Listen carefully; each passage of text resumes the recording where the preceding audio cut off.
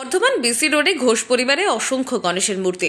বাড়িতে প্রবেশ করে গেট থেকে শুরু করে ঠাকুরের ঘর পর্যন্ত নানা রকম গণেশের মূর্তি।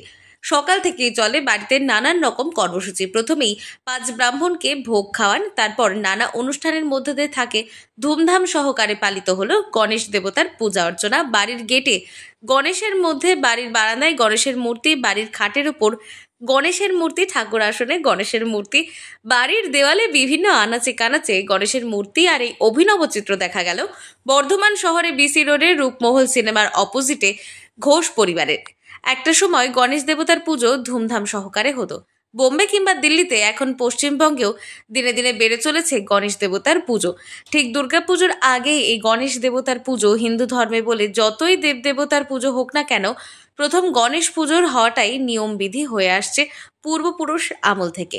কিনে আনা হয়, গণেশের প্রতি একটা ভক্তি আছে, তো সেই হিসেবে কিনে আনা হয়। অনেক জায়গায় বা অনলাইনে অনেক সময় দেখি যে খুব অন্যরকম একটা আর্টিফ্যাক্টস, যেরকম আপনাকে বললাম না যে ওই গণেশগুলো একটা অন্যরকম ডিজাইনের, তো ওগুলো খুব পছন্দ হয়েছিল, তো সেই জন্য ওখান থেকেও কিনে নিয়ে এসেছিলাম। আমরা দেখলাম যে মানে গণেশ আমাদের কাছে খুব শুভ, তো সেই জন্যই মানে গণেশ পুজোটাও আমরা খুব আন্তরিকতার সঙ্গে করি এবং মানে আমরা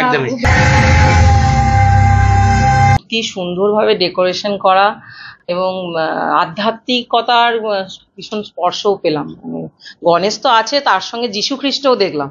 মানে এমন নয় যে শুধুমাত্র হিন্দু ধর্মই পূজিত হবে, তা নয়। হিন্দু দেবদেবী অজস্র গণেশের মূর্তি আছে, তার সঙ্গে আমি কিন্তু যীশু খ্রিস্টের মূর্তিও দেখেছি। নিচের তালাতে ঢুকতে এখানেই 3 জন গণেশ দেবতার মূর্তি পূজিত হচ্ছেন। ব্যুরো রিপোর্ট, আনন্দ বার্তা।